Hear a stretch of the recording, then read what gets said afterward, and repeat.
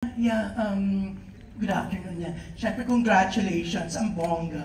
Kanina sa labas, during the red carpet, may nag-comment na isang fan. Sabi niya, ang bongga ng ABS, red carpet pala, special screening, talagang dinudumog na.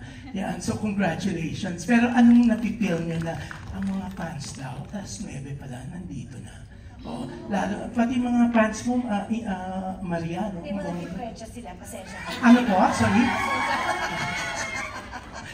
Piling ko Mahal ko yung mga yan. hindi, piling ko natulog sila yata. Oo, natulog ba kayo? Nag-camp out na yata dito. Grabe. Paligalig na lang nga ng mga bata. Pero yun nga, ganun ka-excited ang mga fans nyo. Kayo, gaano yung excitement na eto sasalang na kayo on August 30 sa Netflix, then you're gonna start sa TV5 at iba't iba pang mga stations sa ABS-CBN platforms on September 2. Yeah. Siyempre, nininervous kami. Totoo yan. Pero nung nakita namin yung reaction nyo kanina, yung mga fans, yung mga friends, yung mga ganyan, natuwa kami kasi yung pinaghirapan namin, hindi na baliwala. Lalo na yung role ni Jodie dito dahil may mga si Jodie dito, may mga action scenes ang anak ko dito eh. Oo, galing-galing niya. Kailangan niyo talagang panoodin. Yeah, Jelena. Ako, parang minsan namamangha pa rin. Siguro dahil parang first time ulit sa akin yung ganito na sa ibang generation agad. Pero sobra akong, kanina nung nanonood ako, parang bilang mahilig din ako manood ng mga drama series, parang namamangha ako na yung napapanood ko, ka-eksena ko lang kagabi, yung gano'n, yung energy din nila ay, kumbaga, totoo yon na hindi mo mabubuo ang storya nang hindi binibigay ng lahat ng miyembro yung energy nila. So, kung anumang role yan, basta yung energy nandun ka sa moment na yon, maganda lalabas yung storya. Kaya, thankful, excited, at hindi ako makapaniwala na nasa Netflix siya dahil bilang fan din ng mga series ng Netflix, di ba? Lavender Fields nasa Netflix. Kaya thankful, grateful din. Jodie. Tulad nga ng sinabi ni Inay and ni Ate, na syempre nagpapasalamat tayo, di ba? Kasi parang hindi biro yung pinagdaanan ng lahat habang nag-shoot ng serye. Napakahabang proseso, napakahabang development. Maraming nangyayari na lingid sa kaalaman ng nakararami.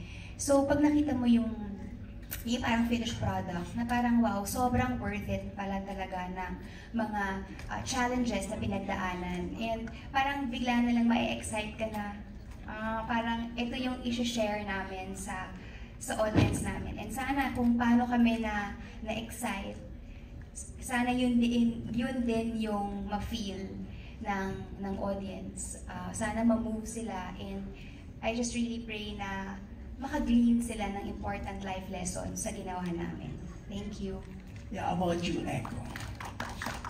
Yung mga fans ko kasi mga service crew yun dito sa sa Gateway, kaya maaga talaga sila. So, I can't thank them talaga kasi persado naman sila pumunta dito. If I have fans here, maraming salamat. If I gained new followers here, you guys didn't make a mistake because I'm here to make you happy and entertain you. We have a really great show and I'm so kilig. I can't stop saying it. So to Joel and to Randell, I just really want to thank these guys because they really, really, really work hard and they care about us and they listen to us. It's because of them that we have a great show. And then the rest kami na nasa harap ninyo. So it's a shame that you're gonna have to watch it again on a smaller screen. But we're so sure na kapag napanood nyo yun sa Netflix at sa lahat ng paborito nyong mga stasyon, may enjoy nyo pa rin yan. Mag-earphones na lang kayo. Naka-plasma TV naman daw eh. Okay, naka-plasma TV para Oo naman. Sana magka-plasma TV din ako. But you guys are amazing. love you for being here. Thank you. Yan, si Janine.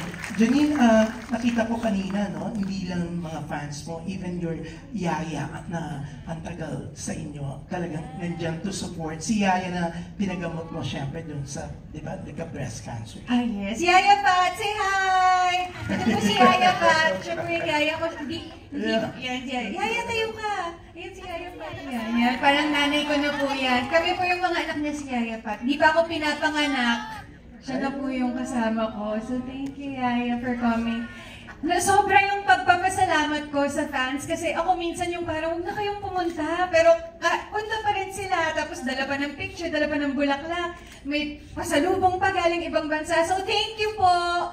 Thank you everyone! Kasi yung iba dyan, mga di ko pa alam na mag-aartista ako. Alam na nila na mag-aartista ako kasi fans pa ni Mama at ni Mama Guy. So, salamat po talaga sa support at sa pagpunta. Iba din talaga yung effort na nandyan sila physically para manood at sumuporta. So, salamat po. Piling ko susundan kanila hanggang Venice Film Festival.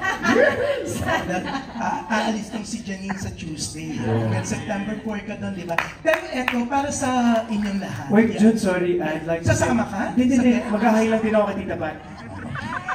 Kala ko i-announce mo na sasama ka o susunod ka sa Si Tita Pat yata naging yaya pa ni Tita Pilita Corrales. Ni Mama Guy, Mama Guy. Masyado naman. Ito totoo ni Mama Guy nga. Alright. Yan. Pero eto, para sa inyong lahat, syempre, kitang-kita dun sa teaser nyo, di ba, yung nakamaskara. Kayo ba, syempre sa showbiz, yung iba, maraming nagsasabi na may mga plastic, may mga hindi totoo. Kayo, may mga nakamaskara pa rin kayong mga nakakasalamuhan. O anong paano nyo tinitake yung mga gano'n na... Sino na lang yung gustong sumagot? Not for everyone na lang. Isa na lang June kasi limited yung time. Yeah, so ako na lang sasagot kasi una-unahan lang yan eh. So ako na maunang king plastic. Talaga? Uy, baka maniwala sila. No. Pero, No. We have this certain, I'll speak for the rest of the gang because this is an uncomfortable question. If you're plastic in front of us, you're not gonna get anything. Because what we'll give you is the truth. And we are very sensitive to people who are not real. Yeah. That's our job, to pretend, okay? So you might as well just be friends with us, make friends with us, be real with us. Because that's what counts. In showbiz, authenticity is what counts. That's the currency. Very well said. Galing. Pero gusto ko lang pasingin. Last na June, go. Si Inay Maria. Oh, yeah. Gusto kong mas for sure, alam mo naman sagot niya, di ba? Inay, yung mga nakamaskara, ano mga masasabi mo doon? Kasi ikaw, very di ba? Totoo. Nakakasama ng loob pag alam mo na patuloy ka niyang ginakausap, nakaplastic ka naman lahat, di ba? Parang gusto mo siyang tadyakan. Gusto mo. Pero wala ka pa naman natadyakan, ha? Ganun lang nangyari. Relax pa lang ako. Pero hindi, pagka ganun kasi, ang hirap, at kahit siguro kayo ang nasa sitwasyon na ito, pinupuri kayo na pinupuri, pero hindi naman pala siya totoo. Na pagdating sa ibang tao, kung ano-ano sinasabi against you and all of that. Shit. Statement. Sensya na po kayo kasi action talaga itong show namin. Hindi kasi dapat ganon. Diba? Dapat pag nakikipagkapwa-tao ka sa tao. Hindi ba? Pero kung pinaplastic ka, sana umalis na lang sa harap mo para mag-init ang ulo. Bakit nakadyakan kasi? Ang bongga. Pero ngayon ba na congratulations kasi ang bongga talaga ng Lavender Pills. Yan. Thank you, MJ. Thank you, June. Thank you. MJ. Yes. Thank you, June. Katabi ko na rin lang naman sila kasi even before the great Deo and Junal left us, aware na silang they are doing the project. Nasabi na sa kanila. So, Okay.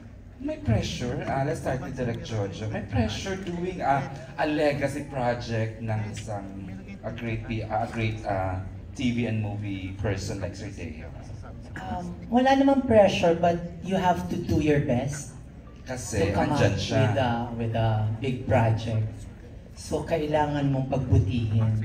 Tapos nung nawala, bilang pet project niya nga yan, parang we offer him this project sa kanya. Mhm. So, alam naman natin na parang happy siya sa come sa resulta ng Lavender Fields. So, Sir Deo, we offered this show to you. Another favorite director, in-house director namin sa Dreamscape, Direk Manny. Ikaw hands-on ka, kayo ni Sir Deo, nag-uusap kayo exactly how you wanted things done. Yes, of course I miss his yung guidance niya and his criticism and his comments. Yun ang nakakakaba minsan, especially when you're doing a pilot for a new show, no? Pero at the same time, we are always challenged to come up with something better, not necessarily bigger, but better every time we direct a project. As I said kanina, di ba, ang pinagsimulan niyan yung kanyang hilig sa flower arrangement, sa escapes, at saka yung yun, di ba Joel, yung may nakalagay doon sa bar niya, who are you when no one's watching, no? Di ba? Anong suot mong maskara kapag walang nakatingin sa'yo? Yun ang pinagmulan ng cheese ng kwento at yun isa sa mga naging premise ng narrative, no? And as Direk Jojo said, we dedicate this project to him. Of course, we miss him dearly as a boss and as a friend. And yeah, I hope through this project, we honor his inspired leadership and his genius as a creator. Thank you, Direk Manny. Biggs! Ikaw na Biggs ang nakalagay dito. Before si Biggs, I'd like to acknowledge siyempre Mother Biboy Arboleda. Mother Biggs is here? Yeah! As early as 9 a.m. nandito na siya. And of course, our bosses. Lakatak, Mother Kylie Biggs. Manalo Balagtas and Rondel and Pini Dyer. Alright. Hello, Biggs! Ikaw na! Biggsy! Hello, congratulations. Where are you? Here in Front! Okay. Hi, Vix! Hi, Echo. Hi, Popcorn. Ay, lambot. Charot lang. So, ang tanong ko ay para kay Mr. Pogi ng Marikina. Charot lang. So, Wala naman luluma pa sa reference mo na yun. hindi nakakita ko sa Google now. Just now. Pero for Echo, what for you is the best form of revenge? Oh my God, parang kay Jody dapat yung tanong na yun ah. But hey Popcorn, nice to see you. Gosh, I'm stumped. Bakit nga kay Echo mo natanong, Biggsy? Basta lang. But, yeah, sure. I'd like to pass this microphone to to the two girls later. Pero I'm very far from my character talaga. I don't like revenge. I don't take revenge. But siguro kung magre-revenge talaga ako, siguro ngunguyain ko yung tao, ganun. Tapos magiging dinosaur ako. Tapos ko siya. I'm kidding. I'm just kidding. But I guess the best form of revenge is to not give power to this pain or whatever was negative was inflicted towards you. Don't give it life, give it power, and just use it to become a better person. Or you can be the dinosaur and squeeze it when you get bite it. But just please, can Jody answer the question? Yes, please. Kasi ikaw yung may revenge eh. Tanong natin kay Tita Maria ulit, naginipa na naman dito. Pag si Mama, naku lang. No, I think the best form of revenge. I think just to parang sa akin, just to stay silent when somebody expects you to be enraged. Diba? Huwag mong ibibigay yung gusto nila. Huwag kang lumevel sa kung nasaan sila. Always choose the higher road. Always choose to be the bigger person. Layo kay Jasmine. What about you? What about you, Iris? Hindi, kinuha na natin. In-intercept na natin si Popcorn. Kasama ka ba sa press? Oo, dito pala ako. Ano masasabi niyo? Ako, pareho lang kay Ate Jody. So tingin ko talaga, the best form of revenge is when you don't need revenge anymore. Parang okay ka na sa sarili mo, nalampasan mo na kung ano mang kasamaan ang ginawa nila sa'yo at pinagbutihan mo na lang ang sarili mo at mga desisyon mo. Parang hindi mo na sila kailangan lingunin. Parang yun na yung pinaka-best revenge. Yeah. Pero that takes a lot of self-control, maturity, di ba? Hindi yun madali. Bigay nyo na lang yan sa labi. Wish them well. Yes! Prayers. Pero kay Janine, congratulations, ang galing-galing mo bilang kontrabida, nakakagigil ka. Oh my God, salamat sa Diyos. Ikaw ba nanggigil ka din sa character mo, watching this kanina? Hindi ko nararamdaman yun eh. Ako kasi yung tipo na kapag napapanood ko yung sarili ko, may isip ko, ano pa bang pwede kong nagawa para mas mapaganda pa yung eksena. I think a lot of us feel that way. Kaya hindi kami nanonood ng playback, yung ganun. Kasi kailangan mo din ibigay yung tiwala na kapag ginod-take na ni Direk, ibig sabihin, good na kila Direk. Yung parang hindi mo na pwedeng pag-obsesa na, shucks, dapat ginalingan ko pa or ganyan. Pero, ano nga ba yung tanong? Thank you! Thank you! Sana nga talaga manggigil kayo. Ako mas nanggigil ako kay Tyrone eh. Kasi nakita ko yung mga panluloko niya. Tapos in the end, parang gusto ko nang kumampi kay Lavender. Parang litong-lito na ako sa nararamdaman ko. Pero sana nga po manggigil kayo. At salamat talaga kay Direk Manny at kay Direk Jojo and Sir Rondel and Miss Kylie sa walang sawang tulong at pagpapaliwanag sa akin bilang first time ko talaga gumanap ng parang ganitong klaseng role. So, salamat. Grabe, dalawang beses mo na nabanggit yung yung pangloloko ha. Ano? Parang dalawang beses mo na nabanggit yung pangloloko. Ay, ganun ba? Sabi ko ba? Kay Tyrone. Thank you, Bix. Bix, may echo lang yan. Okay, Bix ikaw yung Jericho. Okay. Nanggigil ka ba sa character ni Iris? Kay Iris pala. Gigil na gigil. Di ba hinihintay mo sagot? Oo, pero happy ako. Anything for you. Nagbigay sa echo na naman ha. Alam mo namang hindi yan madamo. No, galing. It's very, very, did you see how different, if you were to graph, alam mo yun, the characters, iba yung kulay namin, di ba? Kahit na, makikita mo talaga iba. Iba yung pagbato namin sa bawat character dito. Oo. So, enjoy namin talaga lahat. Yes, effective lahat ng actors.